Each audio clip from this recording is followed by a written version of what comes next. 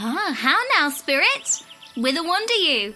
Over hill, over dale, through bush, through briar, over park, over pale, through flood, through fire, I do wander everywhere, swifter than the moon's sphere. And I serve the fairy queen, to do her orbs upon the green. The cowslips tall her pensioners be. In their gold coats spots you see, those be rubies. Fairy favors, in those freckles live their savors. I must go seek some dewdrops here, and hang a pearl in every cowslip's ear. Farewell, thou lob of spirits, I'll be gone. Our queen and all our elves come here anon. The king doth keep his revels here tonight. Take heed the queen come not within his sight, for Oberon is passing fell in wrath, because that she at her attendant hath a lovely boy stolen from an Indian king. She never had so sweet a changeling. And jealous Oberon would have the child knight of his train to trace the forest wild, but she perforce withholds the loved boy, crowns him with flowers and makes him all her joy. And now they never meet in grove or green, by fountain clear or spangled starlight sheen, but they do swear that all their elves for fear creep into acorn cups and hide them there. Either I mistake your shape and making quite, or else you are that shrewd and knavish sprite called Robin Goodfellow. Are you not he that frights the maidens of the villagery, skim milk, and sometimes labor in the quern, and bootless make the breathless housewives churn, and sometimes make the drink to bear no barm, mislead night wanderers laughing at their harm? Those that hobgoblin call you and sweet puck, you do their work, and they shall have good luck. Are you not he? Thou speakest aright. I am that merry wonder of the night. I jest to Oberon and make him smile, when I a fat and bean-fed horse beguile, neighing in likeness of a filly foal. Oh, and sometimes look high in a gossip's bowl, in the very likeness of a roasted crab. And when she drinks, against her lips I bob, and on her withered dewlap pour the ale. The wisest aunt telling the saddest tale, sometime for 3-foot stool mistaketh me.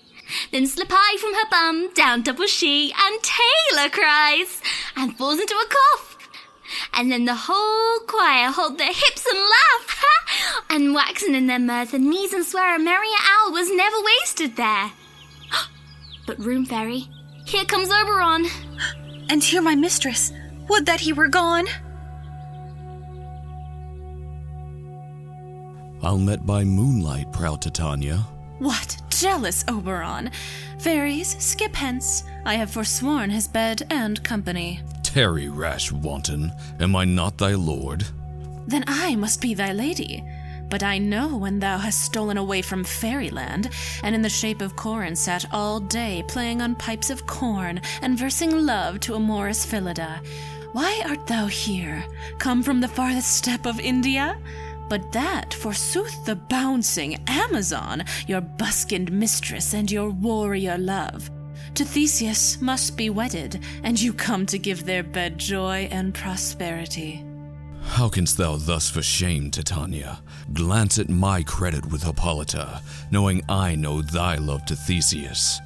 Didst thou not lead him through the glimmering night from Periginia, whom he ravished, and make him with fair Aegle break his faith, with Ariadne and Antiopa? These are the forgeries of jealousy, and never since the midsummer spring met we on hill, in date, forest, or mead, by paved mountain or by rushy brook, or in the beached margent of the sea, to dance our ringlets to the whistling wind, but with thy brawls thou hast disturbed our sport. Therefore, the winds piping to us in vain, as in revenge, have sucked up from the sea contagious fogs, which falling in the land have every pelting river made so proud that they have overborne their continents. The ox hath therefore stretched his yoke in vain, the ploughman lost his sweat, and the green corn hath rotted ere his youth attained a beard. The fold stands empty in the drowned field, and cows are fatted with the murrian flock. The 9 men's morris is filled up with mud, and the quaint mazes in the wanton green, for lack of tread, are undistinguishable.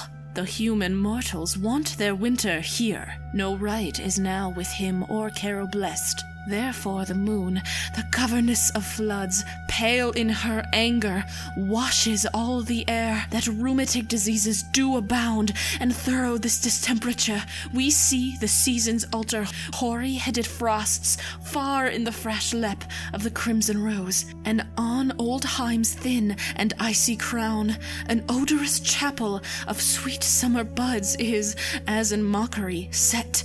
The spring, the summer, the childing autumn, angry winter, change their wonted liveries, and the mazed world by their increase now knows not which is which. And this same progeny of evils comes from our debate, from our dissension. We are their parents and original. Do you amend it then? It lies in you. Why should Titania cross her Oberon? I do but beg a little changeling boy to be my henchman. Set your heart at rest. The fairyland buys not the child of me. His mother was a votaress of my order, and in the spiced Indian air by night, full often hath she gossiped by my side, and sat with me on Neptune's yellow sands, marking the embarked traders on the flood, when we have laughed to see the sails conceive, and grow big-bellied with the wanton wind, which she, with pretty and with swimming gait, following, her womb then rich with my young squire, would imitate, and sail upon the land to fetch me trifles, and return again, as from a voyage, rich with merchandise. But she, being mortal of that boy, did die, and for her sake do I rear up her boy, and for her sake I will not part with him. How long within this wood intend you stay? Perchance till after Theseus's wedding day. If you will patiently dance in our round and see our moonlight revels, go with us. If not, shun me, and I will spare your haunts. Give me that boy, and I will go with thee. Not for thy fairy kingdom. Fairies, away, we shall chide downright if I longer stay. Well, go thy way. Thou shalt not from this grove till I torment thee for this injury. My gentle Puck, come hither. Thou rememberest since once I sat upon a promontory, and heard a mermaid on a dolphin's back, uttering such dulcet and harmonious breath that the rude sea grew civil at her song, and certain stars shot madly from their spheres to hear the sea maid's music. Ah, I remember. That very night I saw, but thou couldst not, flying between the cold moon and the earth, Cupid all armed. A certain aim he took at a fair vestal thrown by the west, and loosed his love shaft smartly from its bow, as it should pierce 100,000 hearts. But I might see young Cupid's fiery shaft quenched in the chaste beams of the watery moon, and the imperial votaress passed on in maiden meditation fancy-free. Yet marked I where the bolt of Cupid fell. It fell upon a little western flower, before milk white, now purple with love's wound, and maidens call it love and idleness. Fetch me that flower, the herb I showed thee once. The juice of it on sleeping eyelids laid will make man or woman madly dote upon the next live creature that it sees. Fetch me this herb, and be thou here again ere the Leviathan can swim a league. I'll put a girdle around the earth in 40 minutes. Having once this juice, I'll watch Titania while she is asleep, and drop the liquor of it in her eyes. The next thing then she waking looks upon, be it on lion, bear, or wolf or bull, on meddling monkey or on busy ape, she shall pursue it with a soul of love. And ere I take this charm from off her sight, as I can take it with another herb, I'll make her render up her page to me. But who comes here? I am invisible, and I will overhear their conference. I love thee not, therefore pursue me not. Where is Lysander and fair Hermia? The one I'll slay, the other slayeth me. Thou toldest me they were stolen unto this wood, and here I am, and woed within this wood, because I cannot meet my Hermia. Hence get thee gone, and follow me no more. You draw me, you hard-hearted adamant. But yet you draw not iron, for my heart is true as steel. Leave you your power to draw, and I shall have no power to follow you. Do I entice you? Do I speak you fair? Or rather, do I not in plainest truth tell you, I do not, nor I cannot love you? And even for that do I love you the more. I am your spaniel, and Demetrius, the more you beat me, I will fawn on you. Use me but as your spaniel, spurn me, strike me, neglect me, lose me. Only give me leave, unworthy as I am, to follow you.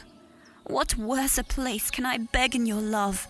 And yet a place of high respect with me, than to be used as you use your dog. Tempt not too much the hatred of my spirit, for I am sick when I do look on thee. And I am sick when I look not on you. You do impeach your modesty too much. To leave the city and commit yourself into the hands of one that loves you not? To trust the opportunity of night and the ill counsel of a desert place with the rich worth of your virginity? Your virtue is my privilege, for that it is not night when I do see your face. Nor doth this wood lack worlds of company, for you, in my respect, are all the world. Then how can it be said I am alone, when all the world is here to look on me? I'll run from thee, and hide me in the brakes, and leave thee to the mercy of wild beasts. The wildest hath not such a heart as you. Run when you will, the story shall be changed. Apollo flies, and Daphne holds the chase. The dove pursues the griffin, the mild hind makes speed to catch the tiger, bootless speed. When cowardice pursues, and valor flies. I will not stay thy questions, let me go. Or, if thou follow me, do not believe but I shall do thee mischief in the wood. I in the temple, in the town, the field, you do me mischief. Fie, Demetrius. Your wrongs do set a scandal on my sex. We cannot fight for love as men may do. We should be wooed, and we're not made to woo. I'll follow thee, and make a heaven of hell, to die upon the hand I do love so well. Fare thee well, nymph. Ere he do leave this grove, thou shalt fly him, and he shall seek thy love. Hast thou the flower there? Welcome, wanderer. Aye, there it is. I pray thee, give it me. I know a bank where the wild thyme blows, where oxlips and the nodding violet grows, quite over-canopied with luscious woodbine, with sweet musk roses and with elegantine. There sleeps Titania some time of the night, lulled in these flowers with dances and delight. And there the snake throws her enameled skin, weed wide enough to wrap a fairy in. And with the juice of this I'll streak her eyes, and make her full of hateful fantasies. Take thou some of it, and seek through this grove. A young Athenian lady is in love with a disdainful youth. Anoint his eyes, but do it when the next thing he espies may be the lady. Thou shalt know the man by the Athenian garments he hath on. Affect it with some care, that he may prove more fond of her than she upon her love. And look thou meet me ere the first cock crow. Fear not, my lord, your servant shall do so.